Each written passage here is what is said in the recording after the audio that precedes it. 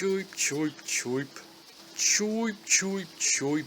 Dystopian society seems to have had quite the effect on builder quality. This town's mayor is a jerk. Well, those two things aren't inherently bad. But yeah, his overall rule is bad enough that you're part of the resistance to oust him. And unfortunately, most of the organization isn't going to help you. But at least that means you have agency to handle it pretty much however you want to. As long as you at the very least attempt to complete the missions on every floor. Pass or fail, the elevator to the next floor will activate. So as long as you're alive to use it, you're gold. These missions often task you with getting certain items, killing certain people, committing sabotage, etc. After a bare bones briefing, mind you.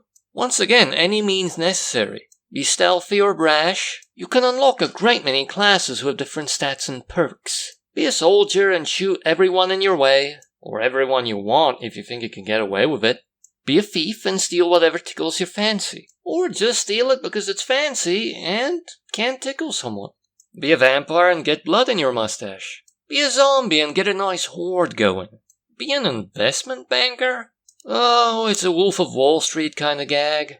There is a lot of variety in playstyle here. Some differences between classes are minute, and other differences, usually involving the weirder classes, fundamentally change how the game is played. Some classes get different missions and optional missions. Some classes will be shunned by society. For instance, if you're a gorilla, you'll be shooed out of stores. You do gain experience on this game from completing the objectives and doing other things. You can level up, get different perks. You can get money, buy votes, or more commonly weapons, items, food, or maybe just steal them. Keys, safe combinations, thieves' tools, special items. Use them or sell them at shops. Mostly use them. Oh, the best laid stealthy plans. Hire minions and give them glory. See? Perfectly good glory, thrown in the trash. Use all these tactics to progress, floor after floor, area after area. Until you reach the I died again. Again. It delivers the standard roguelike fatigue. And since the game really doesn't have a story, and those pictorial briefings are pretty much the extent of it, except for the introduction, I gave up when I almost completed Uptown.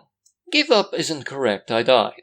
Then I gave up. And I believe Uptown is the area just before the mayor. But I unlocked almost all of the classes, those silhouettes are customs, and I also purchased a lot of equipment and perks using the roguelike currency that you earn from completing missions and leveling up. Chicken nuggets for some reason. Apparently they're as rare as chicken teeth. Which is amusing considering that's their main ingredient. These purchases widen the selection of equipment you can be rewarded with, as well as the perks you can select when leveling up.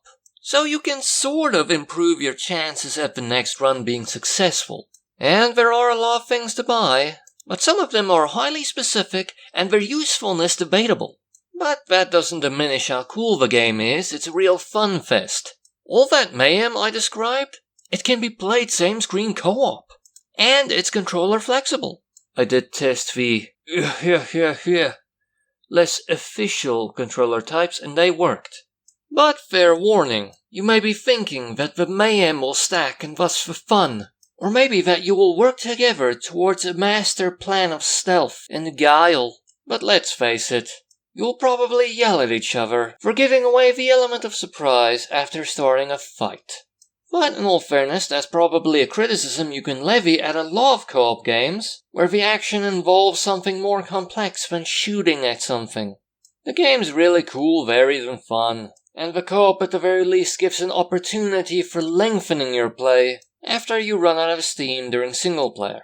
The city is bustling and there are plenty of opportunities to sow discord and chaos. Accidentally, usually. Other than that, it's just a weird city where most people will leave you alone. Although some people just start things and then you have to defend yourself.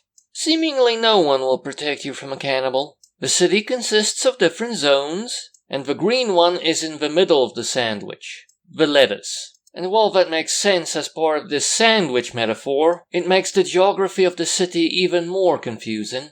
Visually, the game is pixel art, very dark and grungy. It doesn't look great, but at the very least it represents what it's supposed to.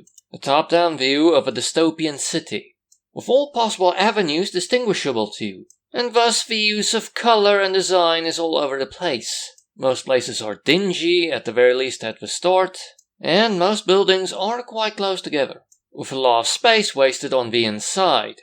To me at least, it came across visually grating. So the city is more of a staging area for the fun, a functional representation of all your options. A place to essentially ruin. It's your playground for your fun. And the game also has mutators to make the game easier or harder or weirder depending on the bizarre fun you have in mind.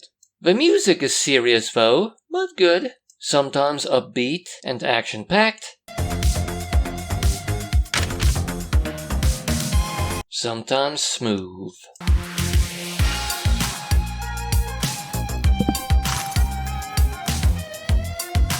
Serious enough that when you combine it with the dark visuals, that you can argue that the tone is serious. Perhaps to its benefit. Maybe if it was silly in every conceivable way, it wouldn't have been as good. Would have been too much, you know. This way, it's the soundtrack to your heroic exploits. Or a surprisingly groovy track to play over your killing spree. Gritty yet mischievous. Like you're a saboteur working for the resistance. An utter rogue. Oh, call back to the title. I didn't complete the game, but I did quite a few runs, and as said, unlocked quite a few things. And that took me 15 hours to do. And that excludes my small amount of time playing this co-op. And it is cheap on Steam. 130 Rand full price, 32 Rand 50 on sale. That's 2 Rand 17 per hour of gameplay. Quite good, especially if you think you'll get more hours out of it than I did. And it does have quite a small download size. It only takes up 383 megabytes on the hard drive. And it works quite well on the Warhorse. I believe without incident. Stereotypically, it isn't that kid-friendly. Sure, the violence is pixel violence, and it's got future drug references, you know, syringes and stuff you can use. And while it is an obviously facetious view of the future, it's quite a dark and depressing one. And you can even play as a slave master class, and enslave people. But you can also free slaves, so some kids can handle it. The game has a nice serious atmosphere when you consider the dark visuals and music. Strange when you compare those elements to almost every other aspect of the game, in their silliness. It has great over-the-top gameplay, with a variety of absurd classes, ways to play, and objectives, as well as choice in how you go about completing those objectives. Strange that so soon after my review of The Age of Decadence, that another game pops up that adheres to the concept of you actually being able to embody your class, instead of just playing with classes with minute differences in how they play. As said, you can play as something as workaday as a soldier, just shooting everyone, be a thief and stealth things, or just be a zombie and convert everyone to zombieism. It's bonkers. The game also has good music. As mentioned, more seriously minded than the rest of the game. Kind of a dystopian sci-fi future funk thing, instead of electro sci-fi. What a subgenre. And it has decent roguelite elements. Using chicken nuggets you can unlock a great many items and perks. And you can unlock a great many classes using other means. A lot to unlock if you can actually play for that long. On the maybe side, the game doesn't really have a story, just an introduction, I believe. Which is a problem, as there's less incentive to actually finish the game and get more use out of the roguelite elements, through unlocking. And usually in this genre, the game either engrosses you so completely, you will happily explore most of what there is to find, or stop way short because it's not exciting enough to do so. And unfortunately, this game is the latter. You probably will stop way short, and perhaps it's more appropriate to call that our first con, instead of an extension of a maybe. And also on the con side, to me this game is visually unimpressive, even if the visuals may have more of a functional purpose. Come on, play it and experience the joy of playing as a gorilla who's trying to become mayor, or maybe display the dangers of smoking by pumping nicotine directly into a bar using the ventilation system and clearing that place out. Quite a good stealth action tactic. And to think Solid Snake just smoked his.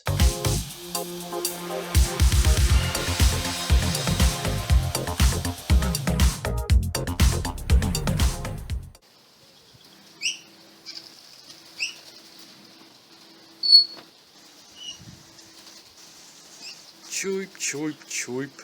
Choip, choip, choip.